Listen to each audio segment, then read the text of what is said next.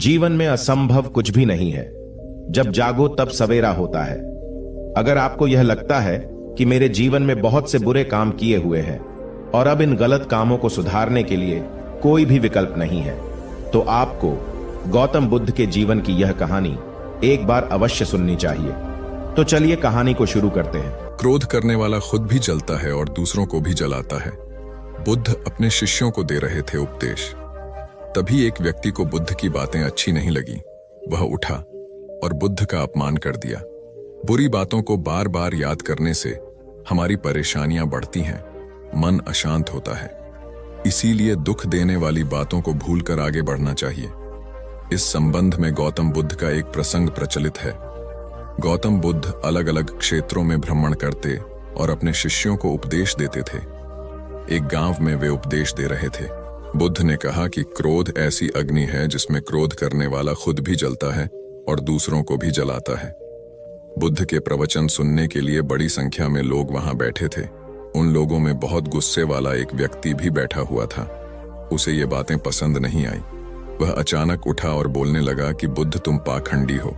बड़ी बड़ी बातें करना ही तुम्हारा काम है। तुम लोगों को भ्रमित कर रहे हो। तुम्हारी ये बातें आज कोई मायने नहीं रखती हैं। व्यक्ति लगातार बुद्ध को अपमानजनक बातें सुना रहा था। वहां बैठे सभी लोग ये देखकर हैरान थे कि बुद्ध ये सब शांति से सुन रहे थे, लेकिन कुछ बोल नहीं रहे थे। क्रोधी व्यक्ति बुद्ध को शांत देखकर और ज्यादा क्रोधित हो गया। वह बुद्ध के पास गया और उनके मुंह पर थूककर वहां से चला गया। घर पहुंचकर क्रोधी व्यक्ति का मन शांत हुआ तो उसे अपने की पर बहुत पछतावा हुआ। वह बुद्ध से क्षमा मांगने पहुंचा, लेकिन उस गांव से बुद्ध पड़ोस के गांव के लिए निकल चुके थे। वह व्यक्ति बुद्ध को खोजते हुए दूसरे गांव में पहुंच गया। वहां व्यक्ति को जैसे ही बुद्ध दिखाई दिए, वह उनके चरणों में गिर गया और क्षमा मांगने लगा। बुद्ध ने उस व्यक्ति से पूछा, तुम कौन हो और क्षमा क्यों मांग रहे हो? उस व्यक्ति ने कहा, क्या आप भूल गए? मैंने कल आपके साथ बुरा व्यवहार किया था, आपका अपमान किया था। बुद्ध ने कहा, बीता हुआ कल मैं वहीं छोड़ आया हूं और तुम अभी भी वहीं रुके हुए हो। तुम्हें गलती पर पछतावा है, तुमने पश्चाताप कर लिया। अब तुम निष्पाप हो गए हो। बुरी बातें याद करते रहने से हमारा आज बर्बाद हो जाता है। इस आदत की वजह से भविष्य भी बिगड़ सकता है। इसीलिए बीते हुए कल की बातों को भूलकर आगे बढ़ना चाहिए। दिमाग का इस्तेमाल कर पक्ष में करें परिस्थितियां। एक शेर जंगल में शिकार पर निकला था। एक लोमड़ी अचानक उसके सामने आ गई। लोमड़ी को लगा कि अब उसे कोई नहीं बचा सकता है, लेकिन उसने हार नहीं मानी और अपनी जान बचने के लिए एक तरकीब सोची। लोमड़ी ने शेर से कड़े शब्दों में कहा, तुम्हारे पास इतनी ताकत नहीं कि मुझे मार सको। यह सुनकर शेर थोड़ा अचंभित हुआ। उसने पूछा, तुम ऐसा कैसे कह सकती हो? लोमड़ी ने अपनी आवाज और ऊंची करते हुए बोली, मैं तुम्हें सच बता देती हूं। ईश्वर ने स्वयं मुझे इस जंगल और जंगल में रहने वाले सभी जानवरों का राजा बनाया है। यदि तुमने मुझे मारा तो यह ईश्वर के विरुद्ध होगा और तुम भी मर जाओगे। कुछ देर चुप रहने के बाद लोमड़ी ने कहा, अगर विश्वास नहीं हो रहा है तो तुम मेरे साथ जंगल घूमने चलो। तुम मेरे पीछे चलना और देखना कि जंगल के जानवर मुझसे कितना डरते हैं। शेर इसके लिए तैयार हो गया। लोमड़ी निडर होकर शेर के आगे आगे चलने लगी। लोमड़ी के पीछे शेर को चलते देखकर जंगल के दूसरे जानवर डर कर भाग गए। कुछ देर जंगल में घूमने के बाद लोमड़ी ने शेर से सवाल किया, क्या तुम्हें मेरी बात पर विश्वास हुआ? कुछ देर चुप रहने के बाद शेर ने कहा, तुम ठीक कहती हो। जंगल की राजा तुम ही है।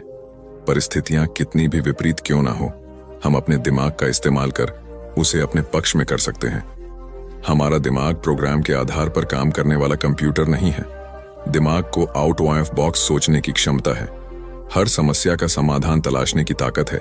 यह तभी संभव होगा जब हम विपरीत परिस्थितियां में भी अपना धैर्य बरकरार रखेंगे। सफल होने के लिए हमेशा सीखते रहें। सिकंदर और रोहित मित्र हैं। दोनों ने एक साथ अपना अपना काम शुरू किया। दोनों मित्रों का व्यापार खूब चला। कुछ समय बाद रोहित ने सोचा कि अब मेरा व्यापार चल पड़ा है, मैं तरक्की करता चला जाऊंगा, इसलिए अब मुझे इस लाइन में कुछ नया सीखने की जरूरत नहीं है। व्यापार में उतार चढ़ाव आते रहते हैं। रोहित के व्यापार में भी ऐसी स्थिति आई और उसे नुकसान झेलना पड़ा। सिकंदर के व्यापार में भी उतार चढ़ाव आए, पर उसे उतना नुकसान नहीं हुआ जितना रोहित को हुआ।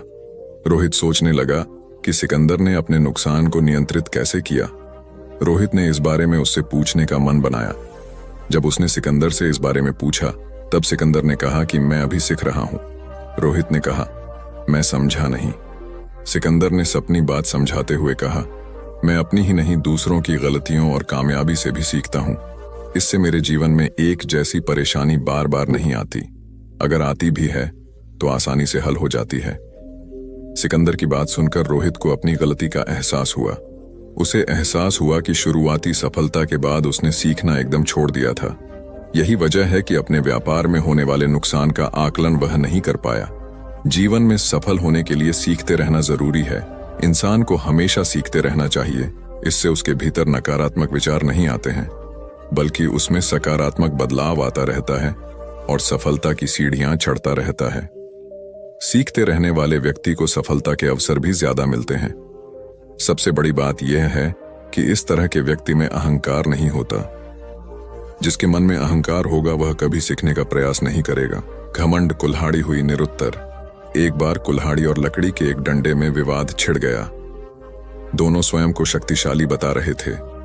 हालांकि लकड़ी का डंडा बाद में शांत हो गया, किंतु कुल्हाड़ी का बोलना जारी रहा। कुल्हाड़ी में घमंड अत्यधिक था। वह गुस्से में भरकर बोल रही थी, तुमने स्वयं को समझ क्या रखा है? तुम्हारी शक्ति मेरे आगे पानी भरती है।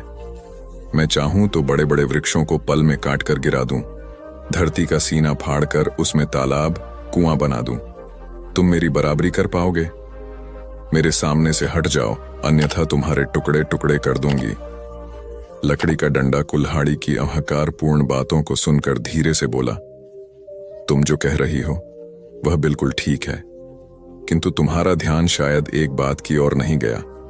जो कुछ तुमने करने को कहा है बेशक तुम कर सकती हो, किंतु अकेले अपने दम पर नहीं कर सकती। कुल्हाड़ी ने चिढ़कर कहा, क्यों? मुझ में किस बात की कमी है?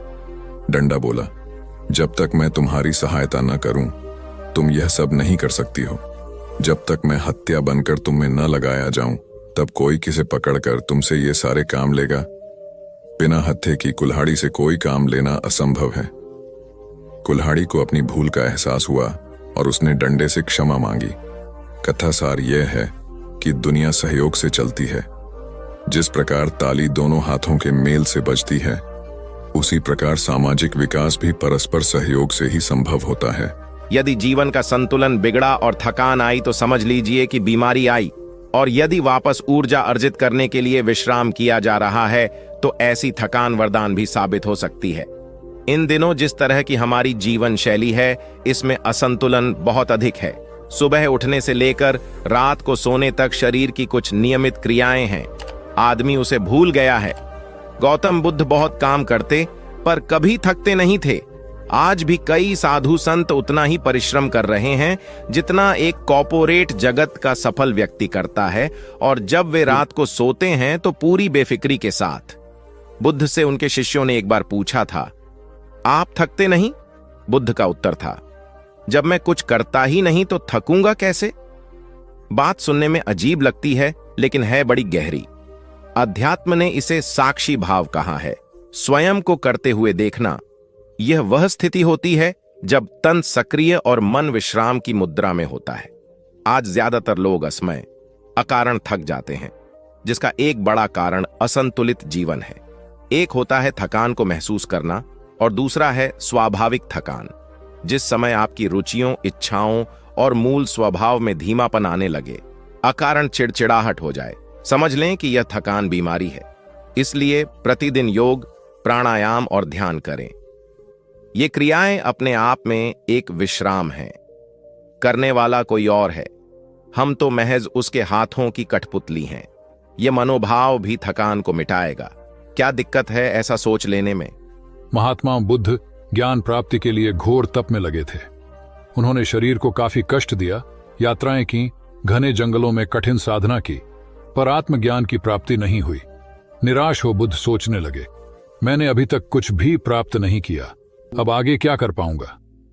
निराशा, अविश्वास के इन नकारात्मक भावों ने उन्हें क्षुब्ध कर दिया। कुछ ही क्षणों के बाद उन्हें प्यास लगी।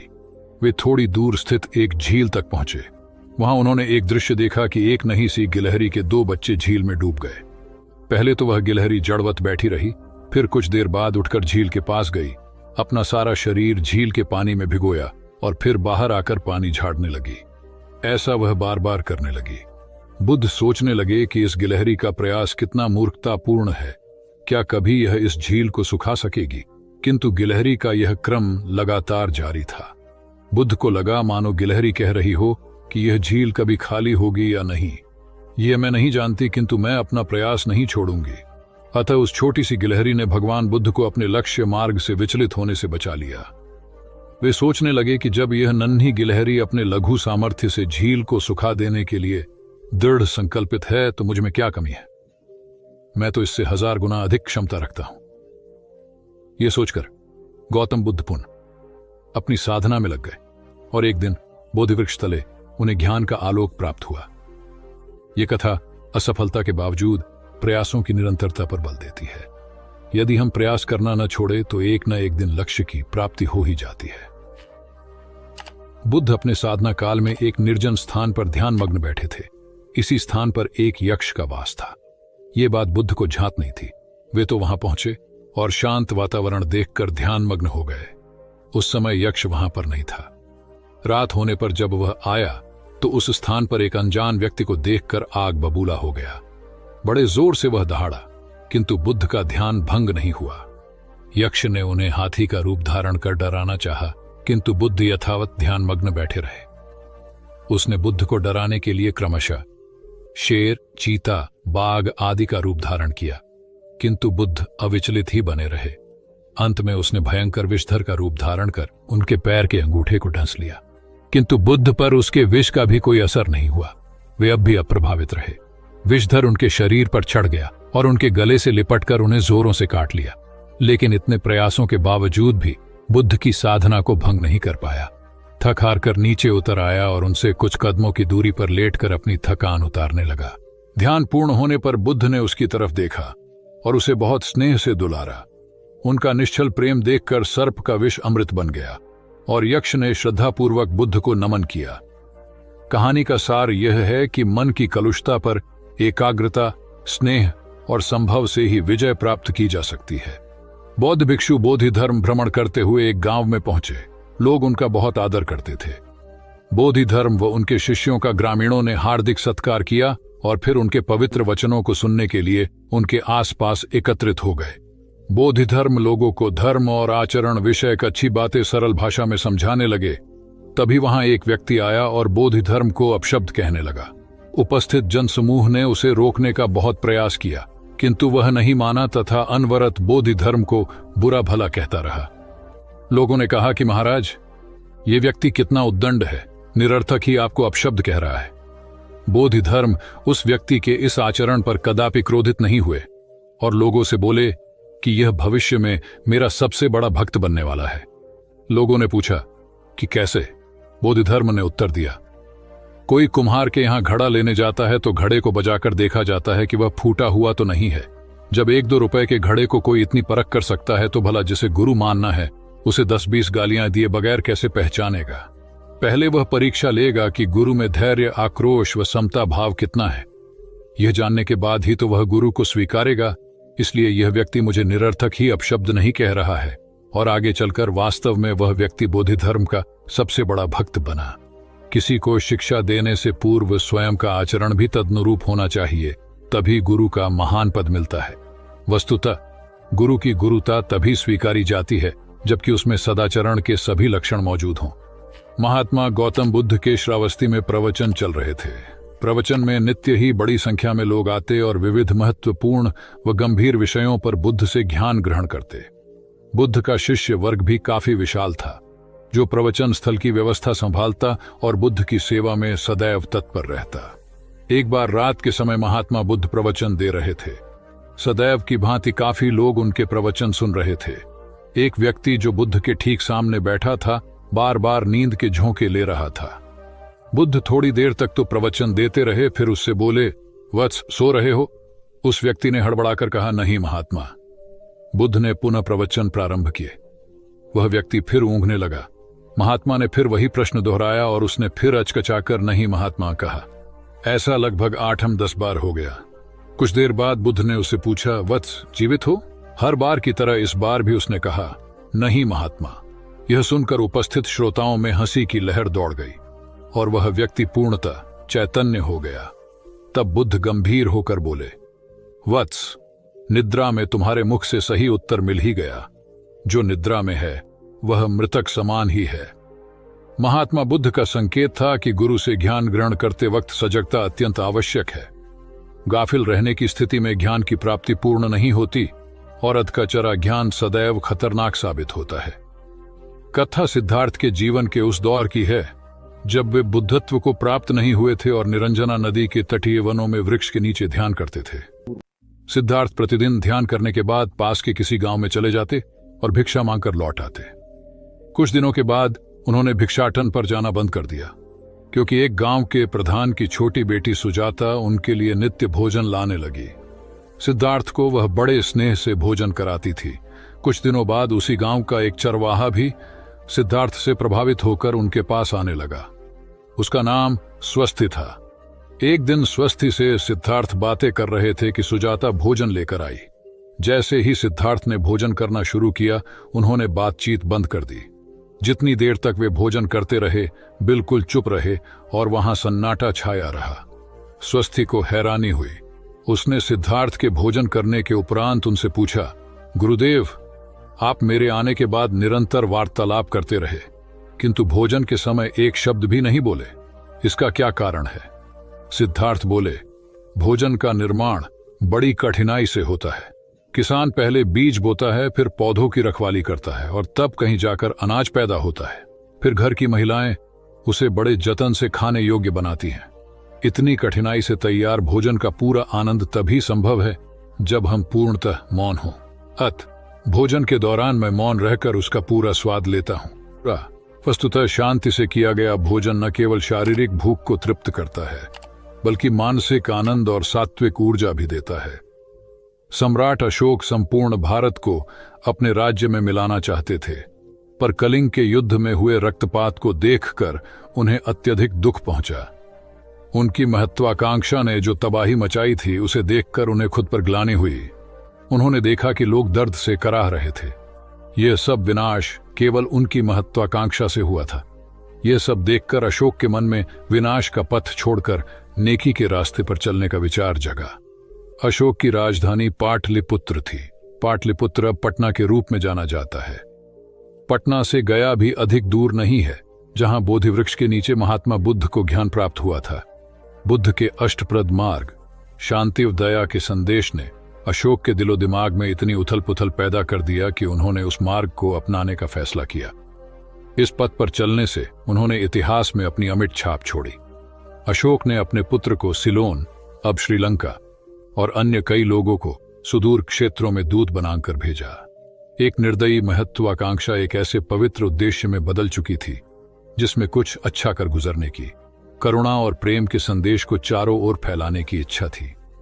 करुणा केवल दया भावना मात्र नहीं है, ये आपके अंदर दूसरों की मदद करने की तीव्र इच्छा पैदा करती है। इसी भावना ने बुद्ध को भगवान और अशोक को महान बनाया।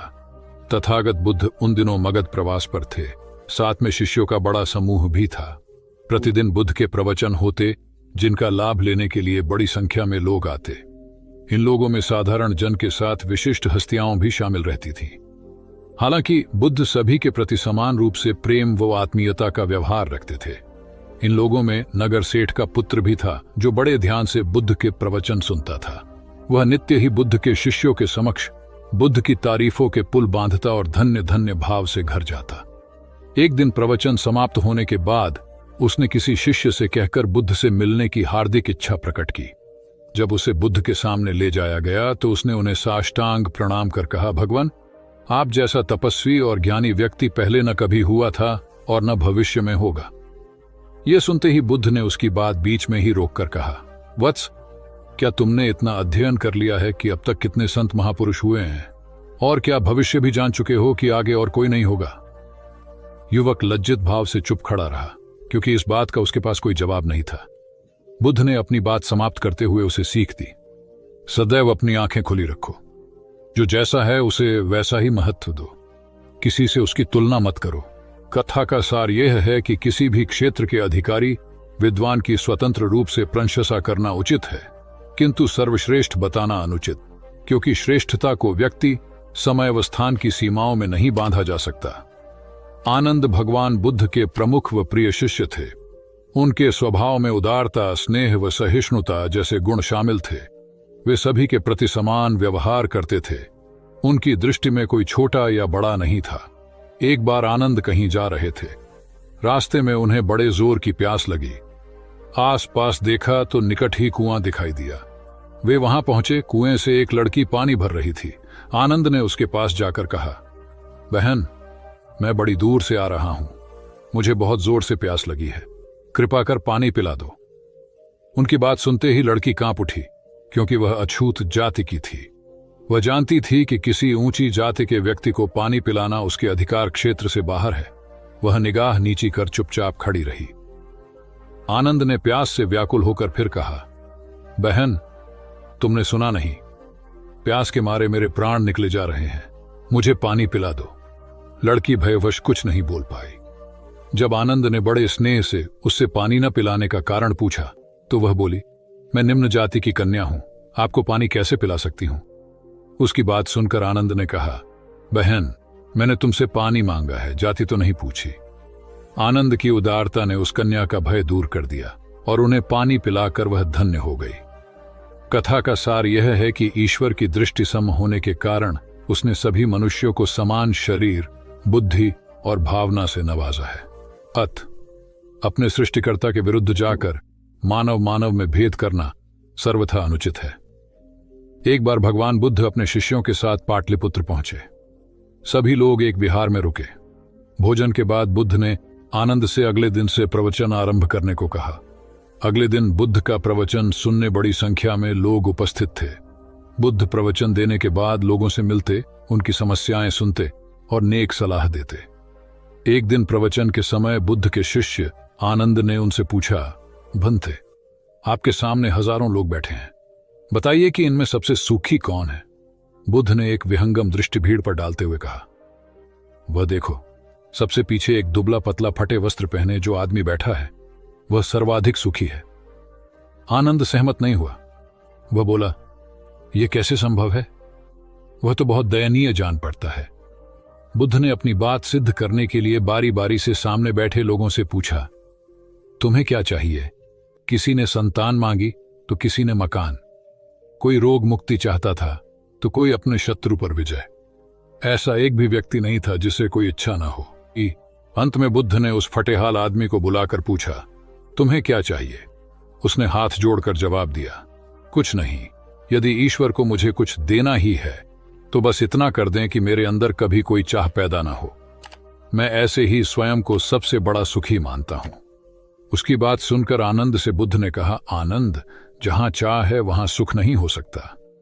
आनंद ने बुद्ध की इस शिक्षा को सदा के लिए गांठ बांध लिया। सार यह है कि लालसा से लोभ बढ़ता है, जो असंतोष का जनक होता है। यदि सही अर्थों में सुख पाना है तो किसी लालसा की बजाय उपलब्ध स्थितियों में संतुष्ट रहना चाहिए। गौतम बुद्ध ने बहुत से अज्ञानी लोगों को सम्यक दृष्टि प्रदान की थी। तब को बात है, कौसाम्बी में एक ब्रह्मचारी रहता था। उसे अभिमान था कि उस जैसा कोई दविद्वान नहीं है, इसलिए अपने साथ सदैव जलती मशाल रखता था। गौतम बुद्ध ने देखा तो उसे पूछा, अरे, ये मशाल लिए क्यों घूमते हो। ब्रह्मचारी ने उत्तर दिया, सभी प्राणी अंधकार और अज्ञान में पथश्रष्ट हैं, उन्हें रास्ता दिखाने के लिए मशाल लिए घूमता हूं। तथागत ने पूछा, क्या तुम्हें 4 प्रकार की विद्याओं, शब्द विद्या, नक्षत्र विद्या, राज विद्या व युद्ध विद्या का पूर्ण ज्ञान है। ब्रह्मचारी ने अपनी अनभिज्ञता प्रकट करते हुए मशाल फेंक कर तथागत के चरणों में मस्तक झुका दिया। उसका ज्ञान गर्व चूर हो गया। जो दूसरों को मूर्ख समझकर उनसे घृणा करता है, वो उस व्यक्ति की तरह है जो स्वयं अंधा होकर दूसरों को मशाल दिखाता घूमता है।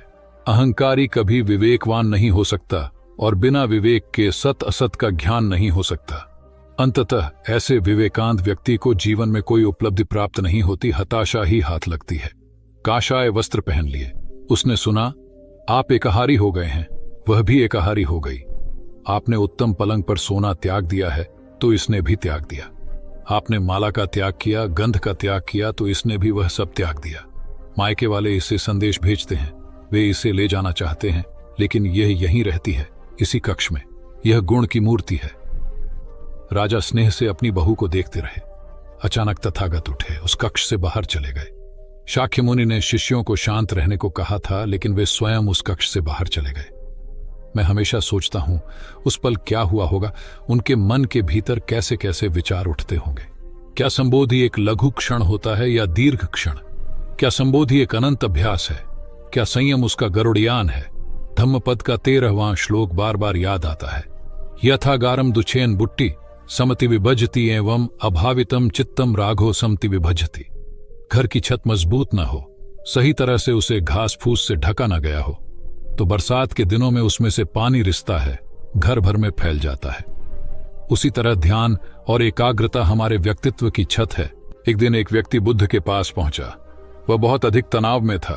अनेक प्रश्न उसके दिमाग में घूम घूम कर उसे परेशान कर रहे थे, जैसे आत्मा क्या है, आदमी मृत्यु के बाद कहां जाता है, सृष्टि का निर्माता कौन है, स्वर्ग नरक की अवधारणा कहां तक सच है और ईश्वर है या नहीं। उसे इन प्रश्नों के उत्तर नहीं मिल रहे थे। जब वह बुद्ध के पास पहुंचा तो उसने देखा कि बुद्ध को कई लोग घेर कर बैठे हैं। बुद्ध उन सभी के प्रश्नों व जिज्ञासाओं का समाधान अत्यंत सहज भाव से कर रहे हैं।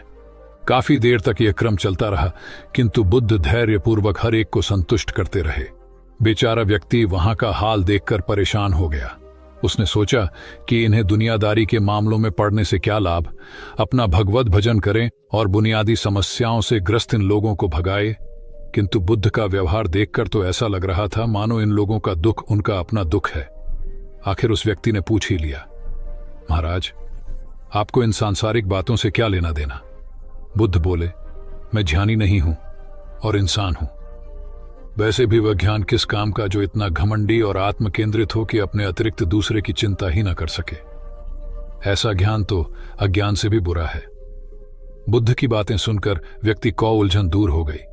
उस दिन से उसकी सोच व आचरण दोनों बदल गए। कथा का सार यह है कि ज्ञान तभी सार्थक होता है जब वह लोक कल्याण में संलग्न हो। महात्मा बुद्ध ने युवक को सत्संग का महत्व समझाया। महात्मा बुद्ध एक गांव में ठहरे हुए थे। वे प्रतिदिन शाम को वहां पर सत्संग करते थे। भक्तों की भीड़ होती थी क्योंकि उनके प्रवचनों से जीवन को सही दिशा बोध प्राप्त होता था। बुद्ध की वाणी में गजब का जादू था। तब बुद्ध ने उसे समझाया, यदि इसी तरह उसे पानी में निरंतर डालते रहोगे तो कुछ ही दिनों में ये छेद फूलकर बंद हो जाएंगे और टोकरी में पानी भर पाओगे। इसी प्रकार जो निरंतर सत्संग करते हैं उनका मन एक दिन अवश्य निर्मल हो जाता है। अवगुणों के छिद्र भरने लगते हैं और गुणों का जल भरने लगता है। युवक ने बुद्ध से अपनी समस्या का समाधान पा लिया। निरंतर सत्संग से दुर्जन भी सज्जन हो जाते हैं, क्योंकि महापुरुषों की पवित्र वाणी उनके मानसिक विकारों को दूर कर उनमें सद्विचारों का आलोक प्रसारित कर देती है। एक आदमी को बुद्ध ने सुझाव दिया कि दूर से पानी लाते हो, क्यों नहीं अपने घर के पास एक कुआं खोद लेते? हमेशा के लिए पानी की समस्या से छुटकारा मिल जाएगा। सलाह मानकर उस आदमी ने कुआं खोदना शुरू किया, लेकिन 7-8 फीट खोदने के बाद उसे पानी तो क्या, गीली मिट्टी का भी चिन्ह नहीं मिला। उसने वह जगह छोड़कर दूसरी जगह खुदाई शुरू की, लेकिन 10 फीट खोदने के बाद भी उसमें पानी नहीं निकला। उसने फिर तीसरी जगह कुआं खोदना शुरू किया, लेकिन यहां भी उसे निराशा ही हाथ लगी। इस क्रम में उसने 8-10 फीट के 10 कुएं खोद डाले, लेकिन पानी कहीं नहीं मिला। वह निराश होकर बुद्ध के पास गया। उसने बुद्ध को बताया कि मैंने 10 कुएं खोद डाले, मगर पानी एक में भी नहीं निकला। बुद्ध को आश्चर्य हुआ। वे स्वयं चलकर उस स्थान पर आए जहां उसने 10 गड्ढे खोदे हुए थे। बुद्ध ने उन गड्ढों की गहराई देखी और सारा माजरा समझ गए। फिर वे बोले, 10 कुएं खोदने की बजाय एक कुएं में ही तुम अपना सारा परिश्रम लगाते तो पानी कब का मिल गया होता। तुम सब गड्ढों को बंद कर दो, केवल एक को गहरा करते जाओ, पानी निकल आएगा। उसने बुद्ध को बात मानकर ऐसा ही किया। परिणाम स्वरूप कुआं पूर्ण होते ही पानी निकल आया। सबने भगवान बुद्ध की जय जयकार की। धन्ना सेठ के पास 7 पुश्तों के पालन पोषण जितना धन था। उसका व्यापार चारों तरफ फैला हुआ था, किंतु फिर भी उसका मन अशांत रहता था। कभी धन की सुरक्षा की चिंता, तो कभी व्यापारिक प्रतिस्पर्धा में आगे निकलने का तनाव। चिंता और तनाव के कारण वह अस्वस्थ रहने लगा। उसके मित्र ने उसकी गिरती दशा देखी तो उसे बुद्ध के पास जाने की सलाह दी। सेठ बुद्ध के पास पहुंचा और अपनी समस्या बताई। बुद्ध ने उसे सांत्वना देते हुए कहा, तुम घबराओ मत, तुम्हारा कष्ट अवश्य दूर होगा। बस तुम यहां कुछ दिन रहकर प्रभु का ध्यान किया करो। बुद्ध के कहे अनुसार सेठ ने रोज ध्यान करना शुरू कर दिया, किंतु सेठ का मन ध्यान में नहीं लगा। वह जैसे ही ध्यान करने बैठता, उसका मन फिर अपनी दुनिया में चला जाता। उसने बुद्ध को यह बात बताई, किंतु बुद्ध ने कोई उपाय नहीं बताया। थोड़ी देर बाद जब सेठ बुद्ध के साथ वन में सायंकालीन भ्रमण कर रहा था, तो उसके पैर में एक कांटा चुभ गया। वह दर्द के मारे कराहने लगा। बुद्ध ने कहा, बेहतर होगा कि तुम जी कड़ाकर कांटे को निकाल दो, तब इस दर्द से मुक्ति मिल जाएगी। सेठ ने मन कड़ाकर कांटा निकाल दिया। उसे चैन मिल गया। तब बुद्ध ने उसे समझाया, ऐसे ही लोभ, मोह, क्रोध, घमंड व द्वेष के कांटे तुम्हारे मन में गड़े हैं। जब तक अपने मन की संकल्प शक्ति से उन्हें नहीं निकालोगे, अशांत ही रहोगे। सेठ का अज्ञान बुद्ध के इन शब्दों से दूर हो गया और उसने निर्मल हृदय की राह पकड़ ली। महात्मा बुद्ध के इस प्रसंग से जाने, क्या है मनुष्य की सबसे बड़ी शक्ति। एक बार भगवान बुद्ध के एक शिष्य ने उनसे पूछा, भगवान क्या इस चट्टान से बेहतर कोई है? बुद्ध ने कहा, पत्थर से कई गुना शक्ति लोहे में होती है, इसलिए लोहा पत्थर को तोड़कर टुकड़े टुकड़े कर देता है। फिर शिष्य ने पूछा, लोहे से भी कोई चीज बेहतर होगी? बुद्ध ने पुनः कहा, क्यों नहीं, अग्नि है जो लोहे को गलाकर द्रव्य रूप में बना देती है। इस पर शिष्य ने कहा, क्या अग्नि की विकराल लपटों के सामने किसी की क्या चल सकती होगी?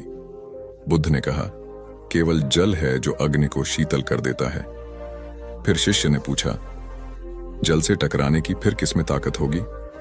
फिर बुद्ध ने समझाया, ऐसा क्यों सोचते हो वत्स, इस संसार में एक से एक शक्तिशाली है। वायु का प्रवाह जलधारा की दिशा बदल देता है। संसार का प्रत्येक प्राणी वायु के महत्व को जानता है, क्योंकि इसके बिना जीवन का महत्व ही क्या है। जब वायु ही जीवन है, फिर इससे अधिक महत्वपूर्ण वस्तु के होने का प्रश्न ही नहीं उठता। शिष्य ने कहा। अब भगवान बुद्ध को हंसी आ गई। उन्होंने कहा, मनुष्य की संकल्प शक्ति द्वारा वायु भी वश में हो जाती है। मानव की यह शक्ति ही सबसे बड़ी है। यह प्रसंग बताता है कि इस दुनिया में दृढ़ संकल्प से बढ़कर कुछ नहीं है। बस तुम यहाँ कुछ दिन रहकर ध्यान किया करो। बुद्ध के कहे अनुसार सेठ ने रोज ध्यान करना शुरू कर दिया, किंतु सेठ का मन ध्यान में नहीं लगा। वह जैसे ही ध्यान करने बैठता, उसका मन फिर अपनी दुनिया में चला जाता। उसने बुद्ध को यह बात बताई, किंतु बुद्ध ने कोई उपाय नहीं बताया। थोड़ी देर बाद जब सेठ बुद्ध के साथ वन में सायंकालीन भ्रमण कर रहा था, तो उसके पैर में एक कांटा चुभ गया। वह दर्द के मारे कराहने लगा। बुद्ध ने कहा, बेहतर होगा कि तुम जी खड़ाकर कांटे को निकाल दो, तब इस दर्द से मुक्ति मिल जाएगी। सेठ ने मन कड़ाकर कांटा निकाल दिया। उसे चैन मिल गया। तब बुद्ध ने उसे समझाया, ऐसे ही लोभ, मोह, क्रोध, घमंड व द्वेष के कांटे तुम्हारे मन में गड़े हैं। जब तक अपने मन की संकल्प शक्ति से उन्हें नहीं निकालोगे, अशांत ही रहोगे। सेठ का अज्ञान बुद्ध के इन शब्दों से दूर हो गया और उसने निर्मल हृदय की राह पकड़ ली। अपनी कुप्रवृत्तियों से मुक्ति के लिए संकल्पबद्धता अनिवार्य है। जब तक व्यक्ति दृढ़ निश्चय न कर ले, वह अपनी गलत आदतों से मुक्त नहीं हो सकता। एक युवक ने बुद्ध से आकर कहा, मेरा गांव अशिक्षित है। मैं अपने परिवार से झगड़कर थोड़ा बहुत पढ़ पाया हूं। आगे और पढ़ना चाहता हूं, किंतु सभी रोक रहे हैं। घर के लोग सोचते हैं कि खेती में खूब पैसा है और उसके लिए किसी शिक्षा की आवश्यकता नहीं है। यही सोच गांव वालों की भी है। कृपया आप मेरे गांव चलकर वहां शिक्षा का प्रसार करवाइए। बुद्ध युवक की बात मानकर गांव आ गए। धर्म भीरू ग्रामीणों ने बुद्ध का सत्कार किया और रोज उनके प्रवचन सुनने आने लगे। बुद्ध जब भी शिक्षा का महत्व बताते, ग्रामीण विरोधी मत रखते। एक दिन एक महिला अपने 5 साल के बच्चे के लिए पूछने लगी कि उसे किस उम्र से शिक्षा दिलवाए।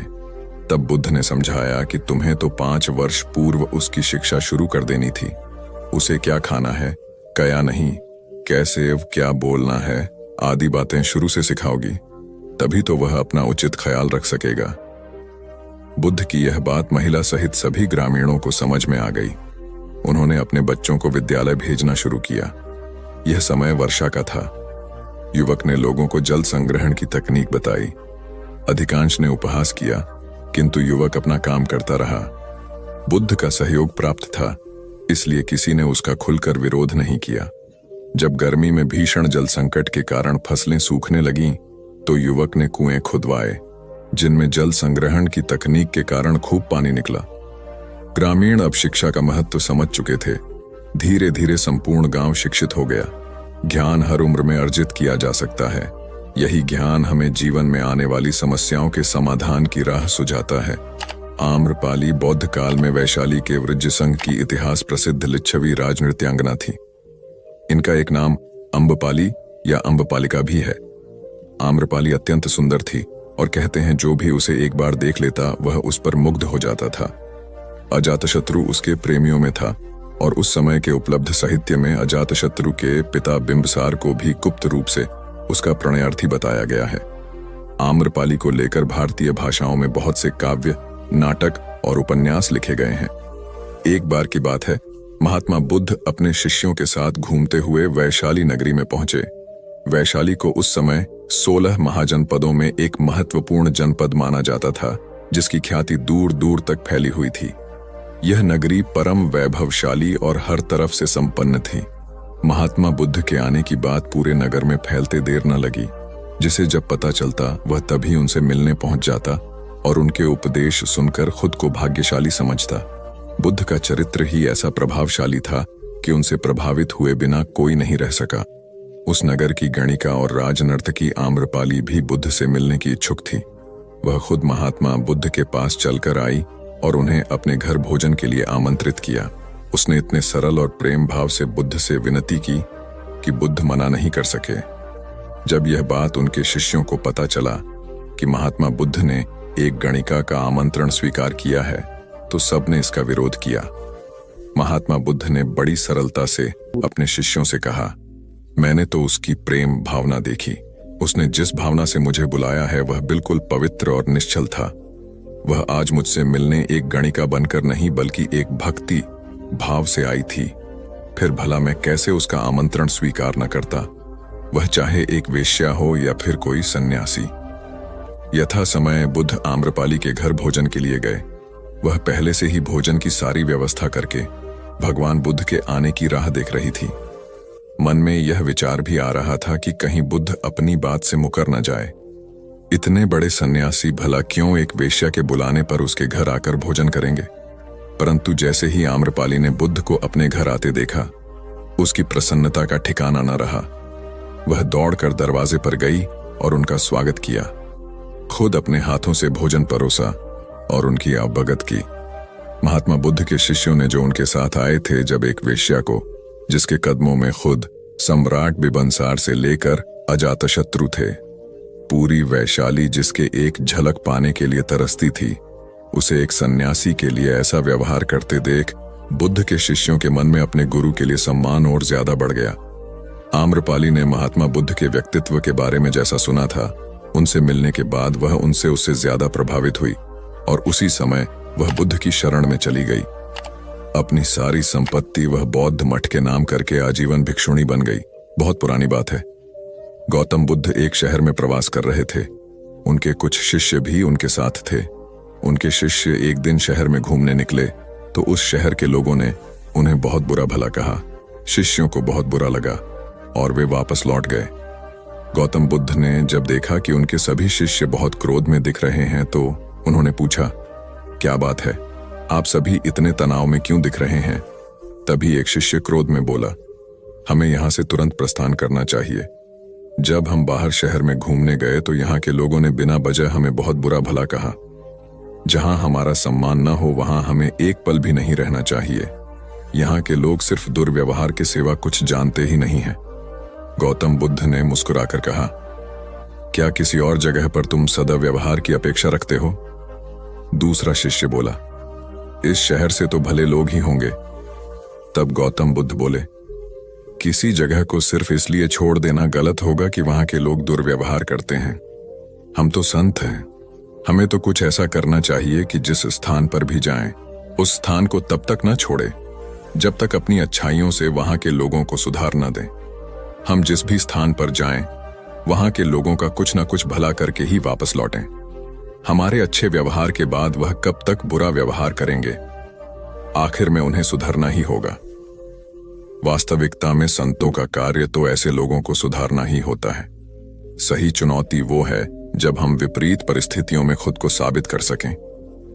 ये सभी बातें सुनकर बुद्ध के प्रिय शिष्य आनंद ने प्रश्न किया, उत्तम व्यक्ति किसे कहते हैं? इस पर बुद्ध ने जवाब दिया, जिस प्रकार युद्ध में बढ़ता हुआ हाथी चारों तरफ के तीर सहते हुए भी आगे बढ़ता जाता है, ठीक उसी तरह उत्तम व्यक्ति भी दूसरों के अपशब्दों को सहते हुए अपना कार्य करता रहता है। खुद को वश में करने वाले प्राणी से उत्तम कोई और नहीं हो सकता। गौतम बुद्ध की बात शिष्यों को अच्छी तरह से समझ में आ गई और उन्होंने वहां से जाने का इरादा त्याग दिया। एक बार गौतम बुद्ध से अभय राजकुमार ने प्रश्न किया कि क्या श्रवण गौतम कभी कठोर वचन कहते हैं? उसने सोच रखा था कि नहीं कहने पर वह बताएगा कि एक बार उन्होंने देवदत्त को नरकगामी कहा था, और यदि हां कहे तो उसने पूछा, जा सकता है कि जब आप कठोर शब्दों का प्रयोग करने से स्वयं को रोक नहीं पाते, तब दूसरों को ऐसा उपदेश कैसे देते हैं? बुद्ध ने अभय के प्रश्न का आशय जान लिया। उन्होंने कहा, इसका उत्तर न तो हां में दिया जा सकता है और न नहीं में। अभय की गोद में उस समय एक छोटा बालक था। उसकी ओर इशारा करते हुए बुद्ध ने पूछा, राजकुमार, यदि दाई के अनजाने में यह बालक अपने मुख में कांट का टुकड़ा डाल ले, तब तुम क्या करोगे? मैं उसे निकालने का प्रयास करूंगा। यदि वह आसानी से ना निकल सकता हो तो बाएं हाथ से उसका सिर पकड़कर दाहिने हाथ की उंगली को टेढ़ा करके उसे निकालूंगा। यदि खून निकलने लगे तो भी मेरा यही प्रयास रहेगा कि वह कांट का टुकड़ा किसी न किसी तरह बाहर निकल आए। ऐसा क्यों? इसलिए कि भंते, इसके प्रति मेरे मन में अनुकंपा है। राजकुमार, ठीक इसी तरह तथागत जिस वचन के बारे में जानते हैं कि यह मिथ्या या अनर्थकारी है और उससे दूसरों के हृदय को ठेस पहुंचती है, तब उसका वे कभी उच्चारण नहीं करते। पर इसी तरह जो वचन उन्हें सत्य और हितकारी प्रतीत होते हैं तथा दूसरों को प्रिय लगते हैं, उनका वे सदैव उच्चारण करते हैं। इसका कारण यही है कि तथागत के मन में सभी प्राणियों के प्रति अनुकंपा है। एक बार वैशाली के बाहर जाते धम्म प्रचार के लिए जाते हुए गौतम बुद्ध ने देखा कि कुछ सैनिक तेजी से भागती हुई एक लड़की का पीछा कर रहे हैं। वह डरी हुई लड़की एक कुएं के पास जाकर खड़ी हो गई।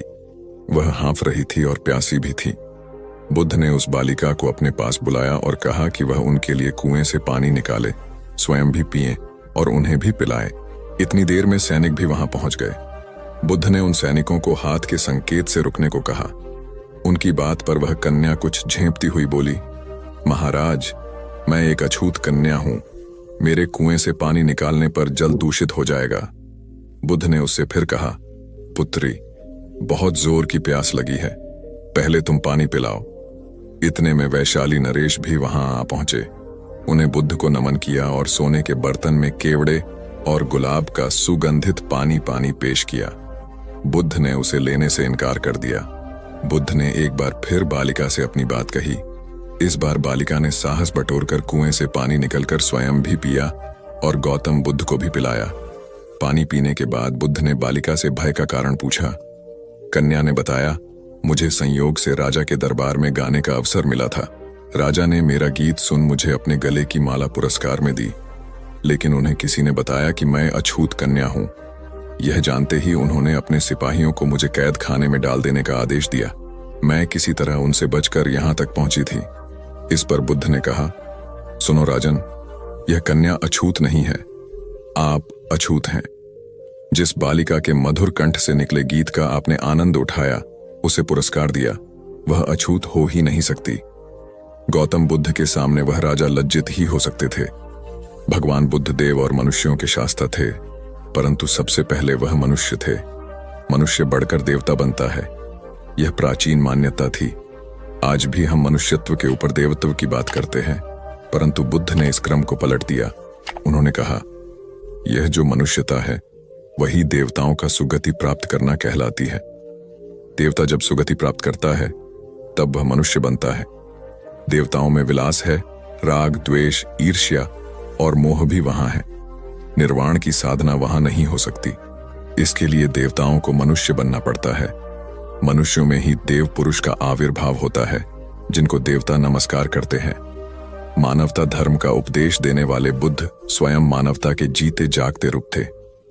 यहां उनके जीवन से संबंधित कुछ प्रसंग दिए जाते हैं, जिनसे उनके व्यक्तित्व में बैठी हुई गहरी मानवता का दर्शन होता है।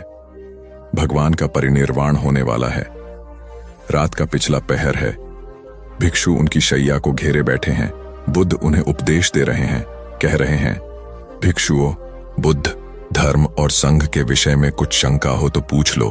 पीछे मलाल मत करना कि भगवान हमारे सामने थे, पर हम उनसे कुछ पूछ ना सके। कोई शिष्य नहीं बोलता। भगवान 3 बार कहते हैं, पर कोई भिक्षु कुछ पूछने को नहीं उठता। भगवान को शंका होती है कि कहीं वे उनके गौरव का विचार करके पूछने में संकोच तो नहीं कर रहे। इसलिए वह कहते हैं, शायद भिक्षुओं, तुम मेरे गौरव के कारण नहीं पूछ रहे। जैसे मित्र मित्र से पूछता है, वैसे तुम मुझसे पूछो। बुद्ध अपने शिष्यों की समान भूमिका पर आ जाते हैं। उनकी यह विनम्रता मनुष्य धर्म की आधार भूमि है। बुद्ध ने अपने को भिक्षुओं का कल्याण मित्र कहा है, जो उनकी मानवीय सहृदयता और विनम्रता को सूचित करता है। एक दूसरा दृश्य भी उसी समय का है। चंद करमार पुत्र के यहाँ बुद्ध ने अंतिम भोजन किया था। उसके बाद ही उन्हें खून गिरने की कड़ी बीमारी हो गई थी, जो उनके शरीरांत का कारण बनी।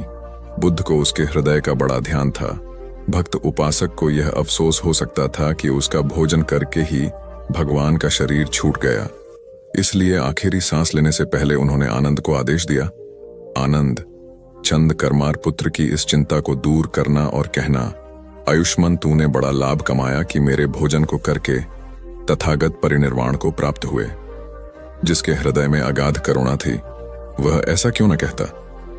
जिस रात को बुद्ध का परिनिर्वाण हुआ, आधी रात के समय सुभद्र नाम का एक परिव्राजक आया। उसके मन में कुछ शंकाएं थीं।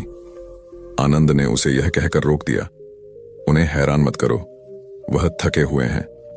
भगवान ने आनंद की बात सुन ली। उन्होंने आनंद से कहा, नहीं आनंद, सुभद्र को मना मत करो, मेरे पास आने दो। वह परम ज्ञान की इच्छा से पूछना चाहता है, हैरान करने की उसकी इच्छा नहीं है। पूछने पर जो मैं उसे कहूंगा, वह उसे जल्दी ही समझ लेगा। मध्य रात्रि में, उस अवस्था में सुभद्र की तथागत से उपदेश सुनने का सौभाग्य मिल गया। एक बड़ी दुखियारी स्त्री थी। पति, पुत्र, परिवार सब उसका नष्ट हो गया था। मारे दुख के वह पागल हुई फिरती थी। कपड़े पहनने का भी उसे होश न था। उसका नाम पटाचार था। एक दिन घूमते हुए वह बुद्ध के पास जैतवन आराम में आ गई। उस नंगी स्त्री को देखकर लोगों ने कहा, यह पागल है, इसे इधर मत आने दो। बुद्ध ने कहा, इसे मत रोको। जैसे ही वह पास आई, बुद्ध ने कहा, भगिनी, स्मृति लाभ कर। स्त्री को कुछ होश आया। लोगों ने उस पर कपड़े डाल दिए, जिन्हें उसने ओढ़ लिया। स्त्री फूट फूट कर रोने लगी। बुद्ध ने अपने उपदेशामृत से उसके शोक को दूर कर दिया। बुद्ध का एक भिक्षु शिष्य था, वक्कली। वह एक बार बीमार पड़ गया। उसने अपने एक साथी भिक्षु के द्वारा भगवान का दर्शन करने की अपनी इच्छा उन तक पहुंचवाई। भगवान उसकी इच्छा पूरी करने उसके पास गए। दूर से भगवान को आता देखकर वक्कली उनका सम्मान करने और उनको आसन देने के लिए चारपाई से उठने की चेष्टा करने लगा। भगवान ने उसे यह कहकर रोक दिया कि अलग आसन तैयार है, उसके हिलने डुलने की आवश्यकता नहीं है, और वह बिछे आसन पर बैठ गए। वक्कली ने उसकी वंदना करते हुए कहा, आपके दर्शन की मेरी बड़ी इच्छा थी, आपने कृपा करके उसे पूरा कर दिया। बुद्ध ने कोमल स्वर में कहा, वक्कली शांत हो जा, तेरी जैसी गंदी काया है वैसी ही मेरी है। वक्कली, इस गंदी काया को देखने से क्या लाभ? जो धर्म को देखता है वह मुझे देखता है, जो मुझे देखता है वह धर्म को देखता है। भगवान बुद्ध गृहस्थों के प्रति बड़ी सहानुभूति रखते थे। एक बार सुप्रवासा नामक स्त्री के बच्चा होने वाला था और वह असहा वेदना से पीड़ित थी। उसने अपने पति के द्वारा बुद्ध के चरणों में प्रणाम अर्पित करवाया। भगवान ने उसे आशीर्वाद देते हुए कहा, कोलिय पुत्री सुप्रवास, सुखी हो जाए, चंगी हो जाए। सुखी और चंगी होकर बिना किसी कष्ट के वह पुत्र प्रसव करे। ब्राह्मणों के साथ भी उनकी पूरी सहानुभूति थी, जैसे कि विश्व के सभी प्राणियों के साथ उनकी पूरी सहानुभूति थी। बावरी नामक ब्राह्मण के एक शिष्य ने जब अपने गुरु की ओर से भगवान के चरणों में प्रणाम निवेदन किया तो भगवान ने आशीर्वाद देते हुए कहा, शिष्यों सहित बावरी ब्राह्मण सुखी हो, माणवक तुम भी सुखी हो, चिरजीवी हो। बुद्ध के पास छोटा बड़ा जो भी जाता था वह उससे कहते थे, आओ तुम्हारा स्वागत है। भगवान अपनी अंतिम यात्रा में पावा और कुसीनारा के बीच जा रहे थे। रास्ते में उन्हें पुक्कुस मल्लपुत्र नामक व्यापारी मिला। उसने उन्हें एक दुशाला भेंट किया, परंतु भगवान उसे अकेले कैसे आंटते, वह अपने शिष्य आनंद को सम्मानित करना चाहते थे। उन्होंने कहा, पुक्कुस, दुशाले के एक भाग को मुझे ओढ़ा दे, दूसरे को आनंद को। पुक्कुस ने ऐसा ही किया। भूल करने वालों के प्रति भी बुद्ध की अनुकंपा का पार न था। एक बार एक ब्राह्मण ने भगवान को वेरंजा में वर्षावास करने का निमंत्रण दिया। भगवान वहां गए, लेकिन वह ब्राह्मण बहुधंधी था। उसने उनकी कुछ भी सुध बुद्ध नहीं ली।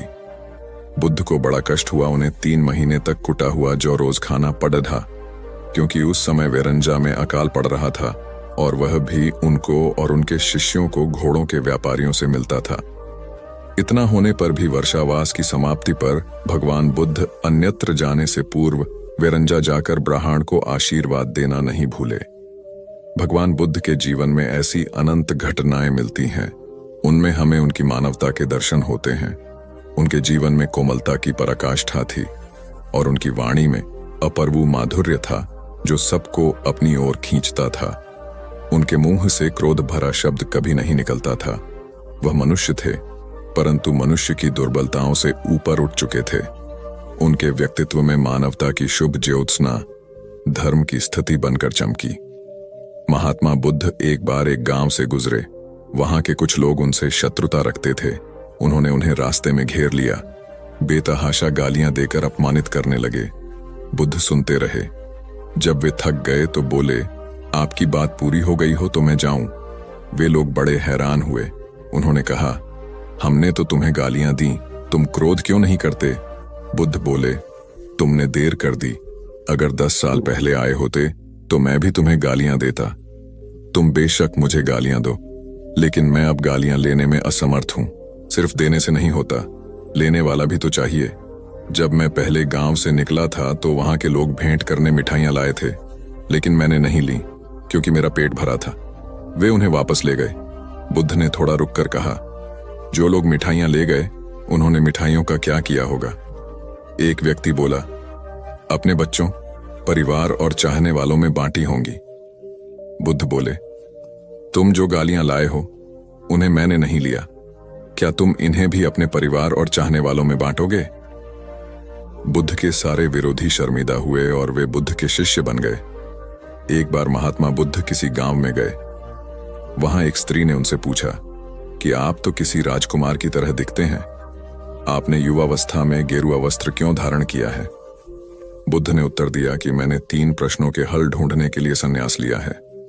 बुद्ध ने कहा, हमारा शरीर युवा और आकर्षक है, लेकिन यह वृद्ध होगा, फिर बीमार होगा और अंत में यह मृत्यु को प्राप्त हो जाएगा। मुझे वृद्धावस्था, बीमारी और मृत्यु के कारण का ज्ञान प्राप्त करना है। बुद्ध की बात सुनकर स्त्री बहुत प्रभावित हो गई और उसने उन्हें भोजन के लिए आमंत्रित किया। जैसे ही ये बात गांव के लोगों को मालूम हुई तो सभी ने बुद्ध से कहा कि वे उस स्त्री के यहां न जाएं, क्योंकि वह स्त्री चरित्रहीन है। बुद्ध ने गांव के सरपंच से पूछा कि क्या यह बात सही है। सरपंच ने भी गांव के लोगों की बात में सहमति जताई। तब बुद्ध ने सरपंच का एक हाथ पकड़कर कहा कि अब ताली बजाकर दिखाओ। इस पर सरपंच ने कहा कि यह असंभव है, एक हाथ से ताली नहीं बज सकती। बुद्ध ने कहा कि ठीक इसी प्रकार कोई स्त्री अकेले ही चरित्रहीन नहीं हो सकती है। यदि इस गांव के पुरुष चरित्रहीन नहीं होते तो वह स्त्री भी चरित्रहीन नहीं होती। गांव के सभी पुरुष बुद्ध की ये बात सुनकर शर्मिंदा हो गए। भगवान गौतम बुद्ध अपने शिष्यों को किसी न किसी माध्यम से शिक्षा देते रहते थे। एक बार महात्मा बुद्ध जब अपने शिष्यों को शिक्षा दे रहे थे तो उन्होंने हाथ में एक रस्सी पकड़कर उसमें बहुत सी गांठें दी। उसके पश्चात महात्मा बुद्ध ने वहां पर उपस्थित शिष्यों से प्रसन्न पूछा, क्या यह रस्सी वैसी ही है जैसी गांठें लगाने से पहले थी? एक शिष्य ने महात्मा बुद्ध के प्रश्न का उत्तर दिया। वह कहने लगा कि गुरुजी, एक दृष्टिकोण से देखें तो यह रस्सी वैसी ही है जैसी पहले थी, लेकिन अगर दूसरे दृष्टिकोण से देखें तो रस्सी में 3 गांठें पड़ चुकी हैं, इसलिए देखने में इसका स्वरूप कुछ बदल चुका है। लेकिन एक सत्य यह भी है कि बाहर से देखने पर चाहे इसका स्वरूप बदल चुका है, लेकिन भीतर से इसके बुनियादी रूप से यह पहले के जैसी ही है। शिष्य का उत्तर सुनकर महात्मा बुद्ध संतुष्ट हो गए। उसके पश्चात महात्मा बुद्ध ने कहा, मैं रस्सी की इन गांठों को खोल देता हूं। महात्मा बुद्ध रस्सी के दोनों सिरों को पूरी ताकत से खींचने लगे। फिर उन्होंने शिष्यों से प्रश्न किया कि क्या इससे गांठें खुल जाएंगी? इस शिष्य ने तुरंत उत्तर दिया, नहीं नहीं, इससे तो गांठें और अधिक कस जाएंगी। यह सुनकर महात्मा बुद्ध ने पुनः एक प्रश्न किया, इन गांठों को खोलने का क्या समाधान होना चाहिए? शिष्य तुरंत बोला, गुरुजी, हमें इन गांठों को ध्यान से देखना चाहिए कि इसकी गांठें कैसे लगाई गई हैं। उसके पश्चात इनको खोलने का प्रयत्न करना चाहिए। शिष्य का उत्तर सुनकर महात्मा बुद्ध मुस्कुराते हुए बोले कि जीवन का यही सूत्र मैं आप लोगों को समझाना चाहता हूं। आप जीवन में जब कभी भी किसी समस्या में फंसे तो सबसे पहले उस समस्या का कारण ढूंढें और फिर उसका निवारण करें। व्यवहारिक जीवन में लोग समस्या का कारण जाने बिना ही उसका समाधान ढूंढने की कोशिश करते हैं, जिस कारण उनको उचित परिणाम नहीं मिल पाता। महात्मा बुद्ध शिष्य को कहने लगे कि बहुत से लोग मुझसे पूछते हैं कि आपने क्रोध को कैसे समाप्त करें, लेकिन कभी किसी ने यह नहीं पूछा कि मुझे क्रोध क्यों आता है। ऐसे ही लोग मुझसे पूछते हैं कि अहंकार को कैसे समाप्त करूं, लेकिन कोई यह जानने की कोशिश नहीं करता कि आखिर अहंकार का बीज उनके अंदर कैसे उत्पन्न हुआ। जैसे रस्सी में गांठें लगाने के बाद भी उसका वास्तविक स्वरूप नहीं बदलता, वैसे ही व्यक्ति में चाहे जैसे भी अवगुण पैदा हो जाए, उसके अंदर की अच्छाई कभी समाप्त नहीं होती। जैसे हम धैर्य से रस्सी की गांठों को ध्यान से देखकर खोल सकते हैं, वैसे ही जीवन में आने वाले विकारों और समस्याओं का हल हम ढूंढ सकते हैं। अगर जीवन में किसी भी तरह की कोई समस्या उत्पन्न हुए है तो उसके कारण को ध्यान से समझने पर उसका निवारण भी स्वतः मिलने लगते हैं। दुनिया में जो तरक्की हो रही है या देश में कोई तरक्की करता है तो उसे जरूर देखना चाहिए, चाहे घर की टीम हो या बाहरी लोगों को मिलाकर बनाई हुई हो। जहां जहां अच्छे समूह बन गए वहां वहां तरक्की हो गई, ऐसा ही देखा गया है। आपके आसपास जितने लोग तरक्की पसंद हैं वो मिलकर ही काम करते होंगे, उनका टीम वर्क अच्छा होगा। एक परिवार था, वो गरीब था, खाने को कुछ नहीं था। काफी सोचा कि काम मिले, मगर काम नहीं मिला। 2 बच्चे थे, बीबी थी। एक दिन उन्हें विचार आया कि इस गांव में काम मिलना मुश्किल है, चलो कहीं और चलते हैं। इस इरादे से वे एक दिन गांव छोड़कर चल दिए। रात का समय था, रास्ता भी जंगली था। सोचा वृक्ष के नीचे रात गुजारी जाए। आदमी ने अपने एक लड़के को लकड़ी चुनने तथा दूसरे को पानी लाने के लिए भेज दिया तथा बीवी को चूल्हा बनाने के लिए कहा और उसने जगह साफ कर दी। चारों ने अपने अपने काम कर लिए। चूल्हा जलाया गया, पानी गर्म होने लग गया। वृक्ष के ऊपर हंस रहता था। वो सोचने लगा, ये कैसा मूर्ख है, इन्होंने चूल्हा तो जला दिया मगर इनके पास पकाने को तो है ही नहीं कुछ भी। हंस ने उनसे पूछा, तुम्हारे पास पकाने को क्या है? वो आदमी बोला, तुझे मार के खाएंगे। हंस बोला, मुझे क्यों मारोगे? आदमी बोला, हमारे पास न पैसा है और न ही सामान, तो क्या करें? हंस सोच में पड़ गया। इन्होंने चूल्हा भी जला लिया है, सब कर्मशील हैं, मुझे तो ये खा ही जाएंगे। तो हंस बोला, अगर मैं आपको धन दे दूं तो मुझे छोड़ दोगे? घर का स्वामी बोला, हाँ छोड़ देंगे। हंस कहने लगा, मेरे साथ चलो, मैं तुम्हें धन देता हूं। हंस उनको थोड़ी दूर ले गया और चोंच से इशारा किया और कहा कि यहां से निकाल लो। उन्होंने गड्ढा खोदा और वहां से धन निकाल लिया। हंस का धन्यवाद करके वापस अपने गांव आ गए और एक ही दिन में खूब मौज से रहने लग गए। अब उनके घर में किसी चीज की कमी नहीं थी। पड़ोसी ने देखा कि इस परिवार के पास ऐसी कौन सी चीज आ गई जो इनके पास इतना कुछ आ गया। उसने छोटे लड़के को बुलाकर सारी बात पूछ ली कि पैसा कहां से आया है। उनके भी 2 बच्चे थे, उन्होंने भी ऐसी योजना बनाई और चल दिए। उन्होंने उसी वृक्ष के नीचे डेरा लगा लिया। आदमी ने अपने बड़े लड़के को कहा, लकड़ी लाओ तथा छोटे लड़के को पानी लाने के लिए कहा, परंतु दोनों आनाकानी करने लगे। बीबी ने भी कहा कि मैं थक चुकी हूं। जैसे जैसे पानी लकड़ी इकट्ठी हो गई और पानी गर्म होने लगा, हंस फिर आया और बोला, तुम्हारे पास खाने को तो नहीं है तो फिर पानी गर्म कर रहे हो? आदमी बोला, तुझे मारकर खाएंगे। हंस मुस्कुरा उठा और बोला, मारने वाले तो 3 दिन पहले आए थे। तुम अपना समय खराब मत करो, घर जाओ, तुम मुझे क्या मरोगे, तुम तो आपस में ही लड़ रहे हो। जिन्होंने दूसरों को जितना होता है वे खुद नहीं लड़ते। संसार का नियम भी ऐसा ही है। जिन लोगों ने तरक्की करनी है वे मिलकर चलते हैं, और आज भी संसार में उनका ही बोल बाला है। जो आपसी तालमेल में रहते हैं वे ही समाज रूपी हंस को जीत सकते हैं। एक बार अकबर ने बीरबल से कहा, मुझे परमात्मा दिखा दो। राजा का हुक्म था। बीरबल बहुत परेशान था कि परमात्मा को कैसे राजा को दिखाए। इसी विचार को लेकर बीरबल छुट्टी पर चला गया और उदास रहने लगा। एक दिन परिवार में चर्चा हुई। उदासी का कारण पूछा गया तो बीरबल ने बता दिया कि राजा ईश्वर के दर्शन करना चाहते हैं। बीरबल का बेटा बोला, कल सुबह मुझे आप साथ ले जाएं, मैं अपने आप राजा को दर्शन करा दूंगा। दूसरे दिन सुबह बीरबल और लड़का दरबार में पहुंचे और राजा को कहा, मेरा लड़का आपके प्रश्न के उत्तर का समाधान करेगा। राजा ने सोचा, यह लड़का क्या समाधान करेगा। लड़का बोला, इस वक्त मैं आपका गुरु हूं, मुझे उचित स्थान दिया जाए। राजा ने सोचा, बात तो ठीक कह रहा है, मैंने तो प्रश्न किया है, समाधान करने वाला गुरु समान होता है। राजा ने लड़के के लिए अपने साथ थोड़ा ऊंचा स्थान दिया। लड़का बोला, महाराज एक दूध का कटोरा मंगाओ। राजा ने दूध का कटोरा मंगाया। लड़का बोला, महाराज इस दूध में घी है। राजा बोला, हाँ है। लड़का बोला, पहले मुझे आप उसका दर्शन कराओ। राजा बोला, तू मूर्ख है, घी के दर्शन ऐसे थोड़े होते हैं।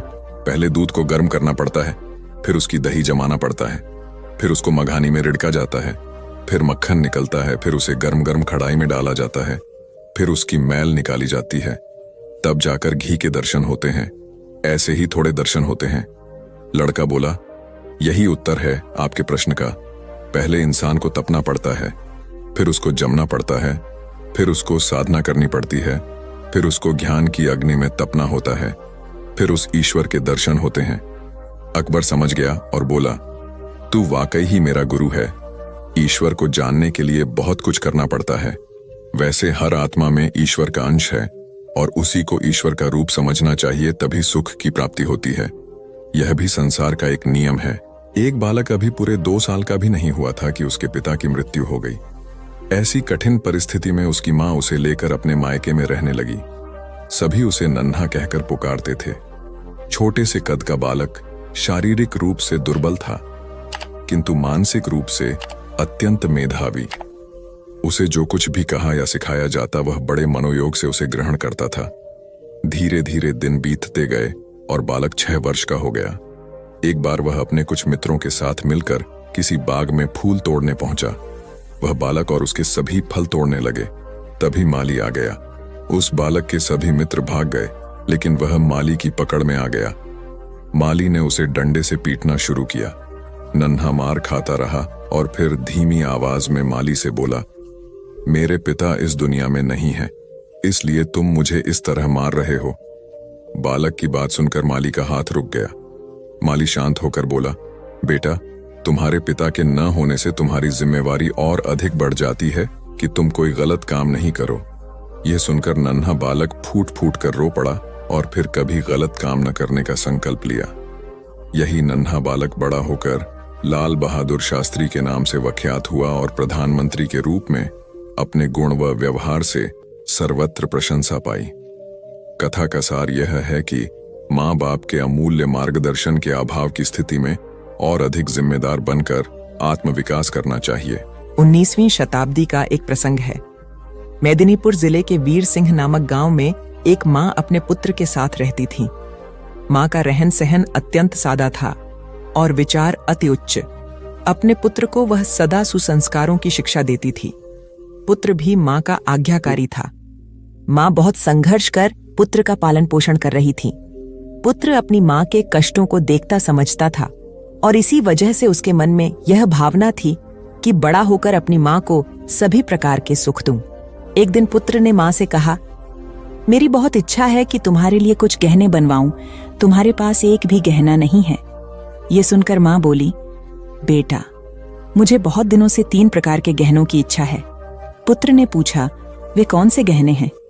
माँ ने उत्तर दिया, बेटा, इस गांव में स्कूल नहीं है, तुम एक अच्छा स्कूल बनवाना, एक दवाखाना खुलवाना, गरीब और अनाथ बच्चों के रहने और भोजन की व्यवस्था करवाना, यही मेरे लिए गहनों के समान होगा। माँ की बात सुनकर पुत्र रो पड़ा। वह पुत्र था पंडित ईश्वर चंद्र विद्यासागर और माँ थी भगवती देवी। वीर सिंह गांव में इस पुत्र द्वारा स्थापित किया हुआ भगवती विद्यालय आज भी उन अमूल्य गहनों की कथा सुना रहा है। कथा का सार यह है कि स्वयं की सज्जा से अधिक समाज को संवारने की कामना ही मनुष्य को मनुष्यत्व प्रदान करती है, और ऐसी मनुष्यता से भरा समाज एक सुसंस्कृत राष्ट्र की परिकल्पना को साकार करता है। एक महात्मा बड़े ज्ञानी थे। वे प्रायः अपने शिष्यों को रामायण, महाभारत और गीता ग्रंथों की अच्छी बातें बताकर उन्हें आचरण में उतारने का आग्रह करते थे। प्रतिदिन संध्या को वे प्रवचन करते और श्रोताओं को इन धर्म ग्रंथों की कथाएं व दृष्टांत सुनाकर उनमें सदाचार जागृत करने का प्रयास करते थे। स्वयं महात्मा जी का आचरण भी तदनुकूल ही था। वे कंदमूल खाते, कभी किसी वस्तु की इच्छा न करते थे। धन संग्रह में उनकी कदापि रुचि नहीं थी। यदि कोई शिष्य अथवा श्रोता श्रद्धापूर्वक उन्हें कुछ भेंट करता तो वे तत्क्षण उसे किसी जरूरतमंद को दान कर देता। प्रवचन के पश्चात लोगों के प्रश्नों व जिज्ञासुओं का भी महात्मा जी समाधान करते। वे प्रायः रामायण आदि ग्रंथों से शिक्षा ग्रहण करने की बात कहते थे।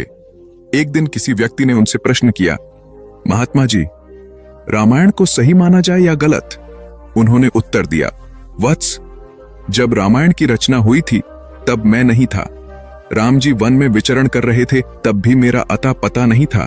इसलिए मैं नहीं बता सकता कि रामायण सही है या गलत।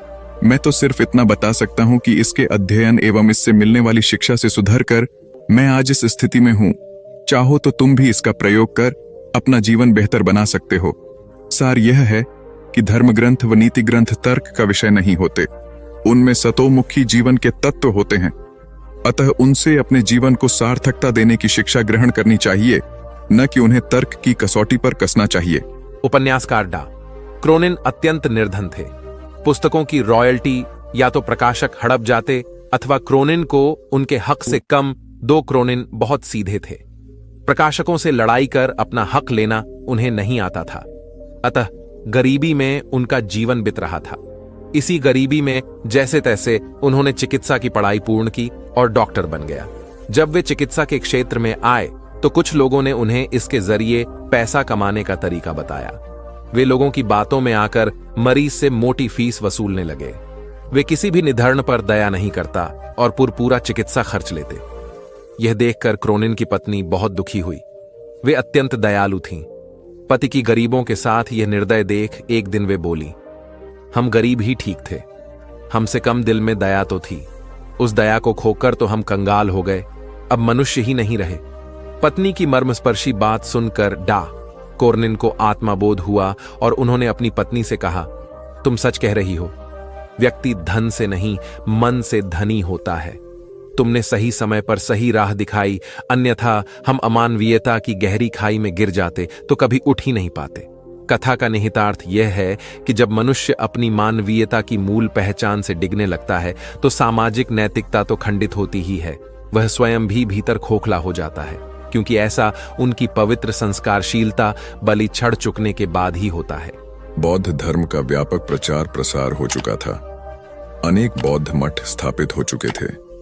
सभी मठों में योग्य आचार्य व कुलपित की नियुक्ति की जानी थी, ताकि वे बौद्ध धर्म के समुचित प्रसार में अपनी महती भूमिका निभा सकें। आचार्य व कुलपति की नियुक्ति में उनके ज्ञान और विवेक के अतिरिक्त उनकी परहित रुचि को भी विशेष रूप से परखा जाता था, क्योंकि मठ सामूहिक हितों को प्रमुखता देते थे। एक बड़े बौद्ध मठ के लिए योग्य कुलपति की नियुक्ति उन दिनों चर्चा का विषय थी। उस बौद्ध मठ के आचार्य ज्ञान और विवेक के धनी मोदगल्यायन थे। कुलपति पद के लिए 3 उम्मीदवार थे और तीनों ही योग्य थे, किंतु चुनाव तो एक का ही करना था। अतः तीनों की परीक्षा लेने के लिए तीनों को जंगल में भेजा गया।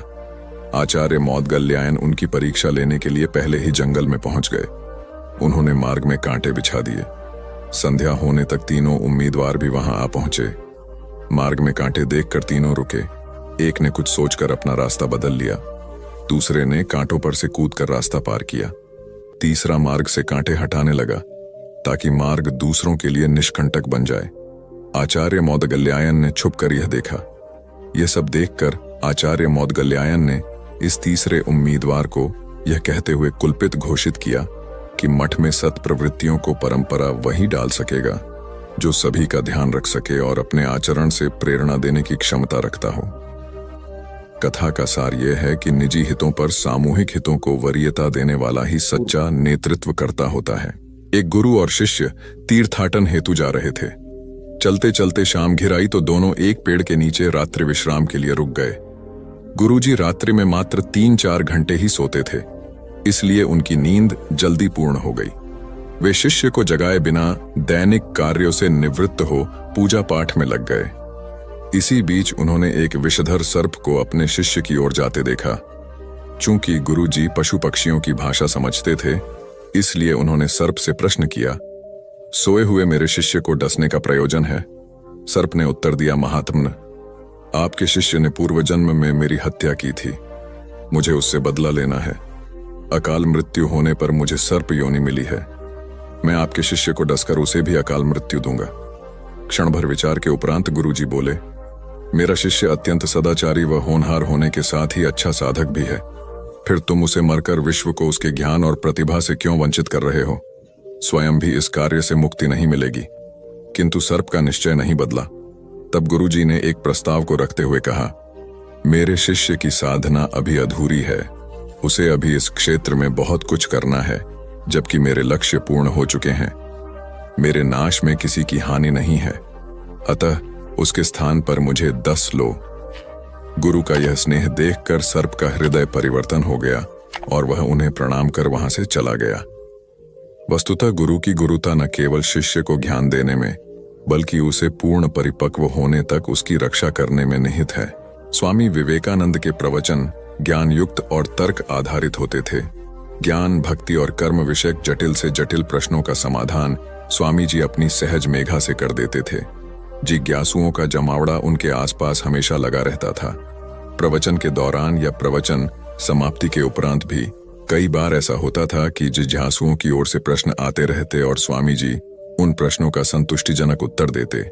एक बार स्वामी जी अपने प्रवचन में भगवान के नाम की महत्ता बता रहे थे। यह सुनकर एक व्यक्ति ने तर्क दिया, शब्दों में क्या रखा है स्वामी जी? उन्हें रटने से क्या लाभ होगा?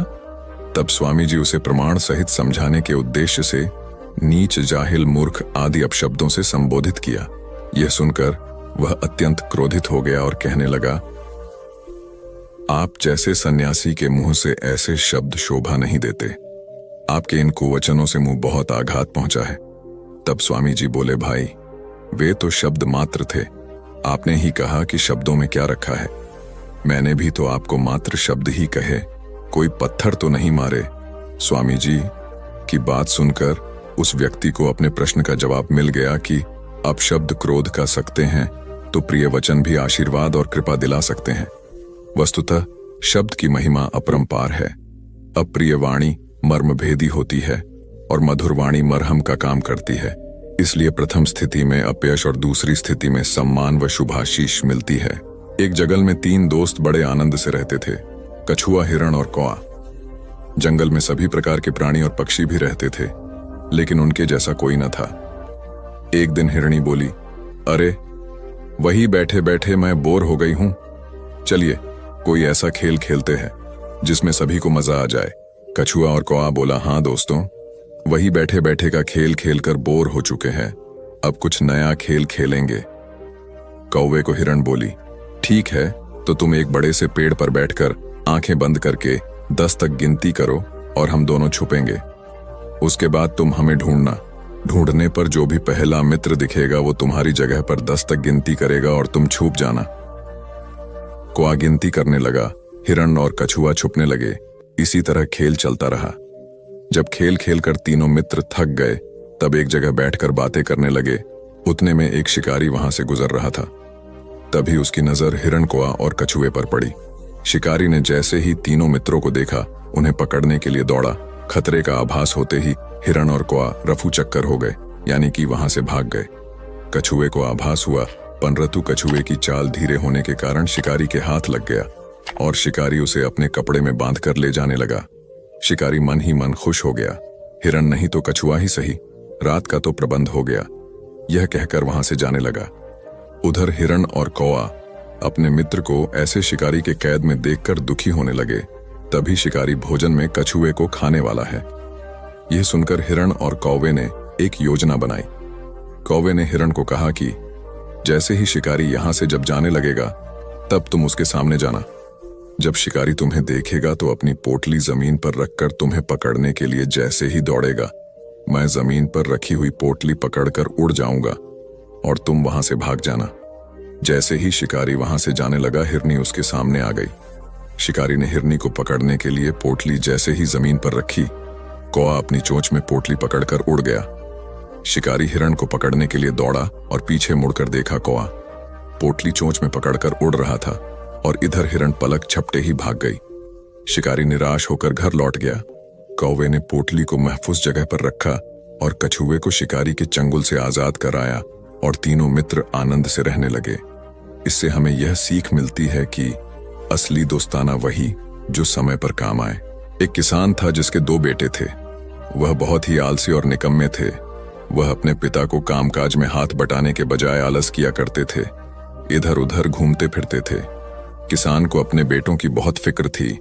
वह सोचते थे कि मेरे मरने के बाद इनका क्या होगा, ये अपना पेट कैसे भरेंगे, अपने परिवार को कैसे संभाल पाएंगे। एक दिन किसान की हालत बहुत ही गंभीर थी, कहने का मतलब किसान मरने की हालत में था। तभी किसान ने अपने दोनों बेटों को बुलाकर उनसे कहा कि हमारे खेत में एक खजाना गड़ा हुआ है, लेकिन वह किस जगह है उसकी जानकारी मुझे भी नहीं है, लेकिन खोदने के बाद तुम्हें वो खजाना मिल जाएगा। इतना कहकर किसान भगवान को प्यारे हो गए।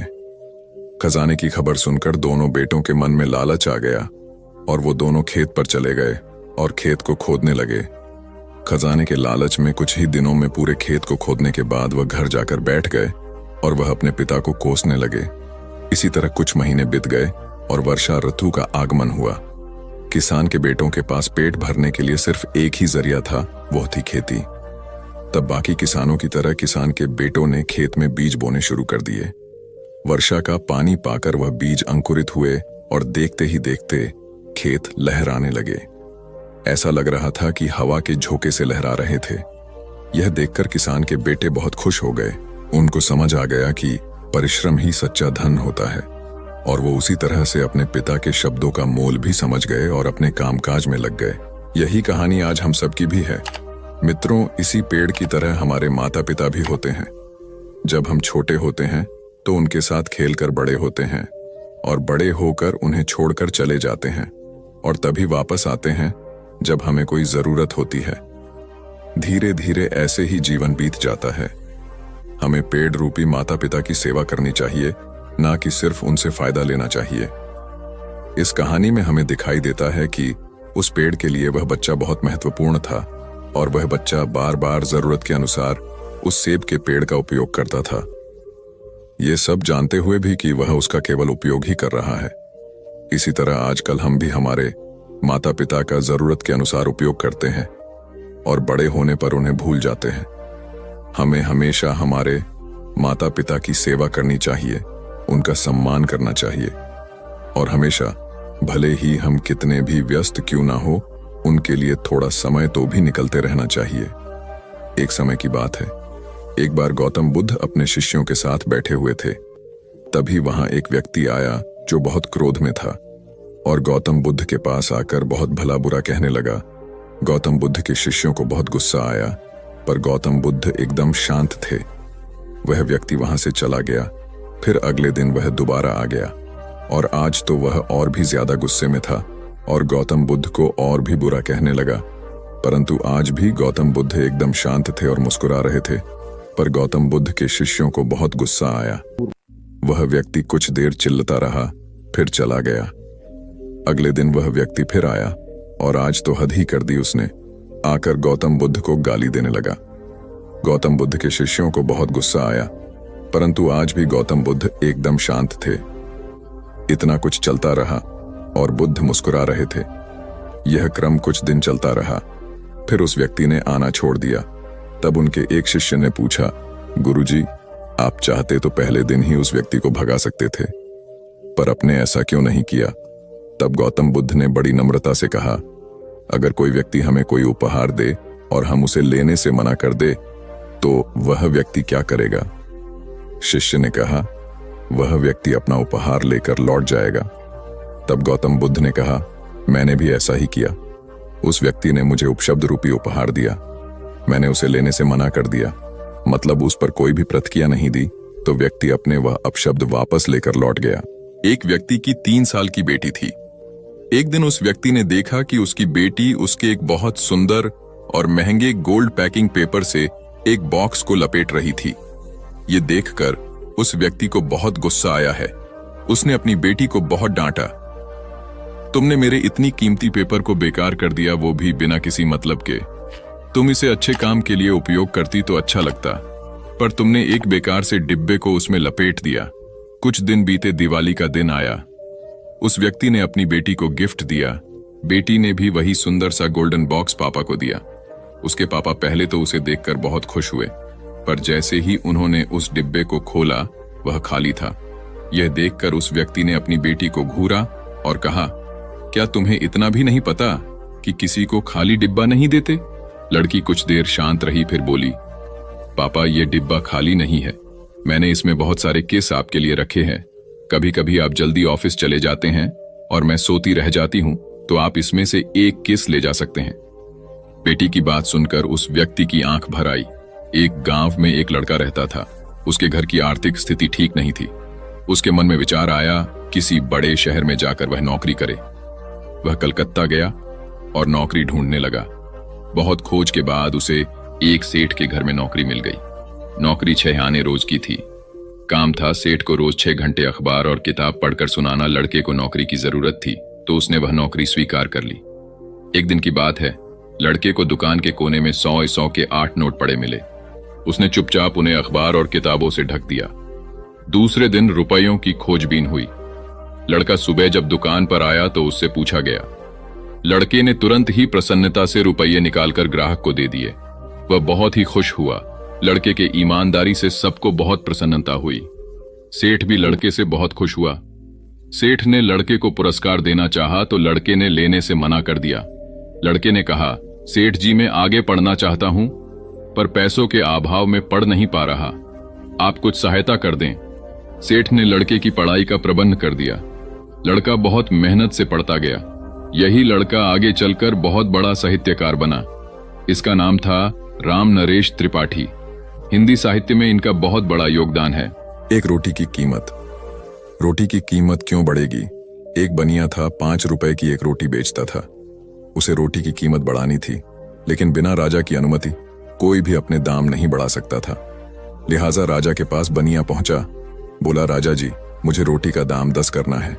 राजा बोला, तुम 10 नहीं 30 रुपए करो। बनिया बोला, महाराज इससे तो हाहाकार मच जाएगा। राजा बोला, इसकी चिंता तुम मत करो, तुम 10 रुपए दाम कर दोगे तो मेरे राजा होने का क्या फायदा? तुम अपना फायदा देखो और 30 रुपए दाम कर दो। अगले दिन बनिए ने रोटी का दाम बढ़ाकर 30 रुपए कर दिया। शहर में हाहाकार मच गया। तभी सभी जनता राजा के पास पहुंचे। बोले, महाराज ये बनिया अत्याचार कर रहा है, 5 की रोटी 30 में बेच रहा है। राजा ने अपने सिपाहियों को बोला, उस गुस्ताख बनिए को मेरे दरबार में पेश करो। बनिया जैसे ही दरबार में पहुंचा, राजा ने गुस्से में कहा, गुस्ताख तेरी ये मजाल, तूने बिना मुझसे पूछे कैसे दाम बढ़ा दिया? ये जनता मेरी है, तू इन्हें भूखा मारना चाहता है। राजा ने बनिए को आदेश दिया, तुम रोटी कल से आधे दाम में बेचोगे, नहीं तो तुम्हारा सर कलम कर दिया जाएगा। राजा का आदेश सुनते ही पूरी जनता ने जोर से बोला, महाराज की जय हो, महाराज की जय हो, महाराज की जय हो। नतीजा सुनिए, अगले दिन से 5 की रोटी 15 में बिकने लगी। अब जनता भी खुश, बनिया भी खुश और राजा भी खुश। एक बार की बात है, यूनानी राजा मिडास था। वह बहुत अमीर था और उसके पास बहुत सारा सोना था। उसकी एक बेटी थी जिसे वह बहुत प्यार करता था। एक दिन मिडास को एक फरिश्ता मिला जिसे मदद की जरूरत थी। उसने उसकी मदद की और बदले में वह एक इच्छा देने को तैयार हो गई। मिडास की इच्छा थी कि वह जिस चीज को छुए वह सोना बन जाए।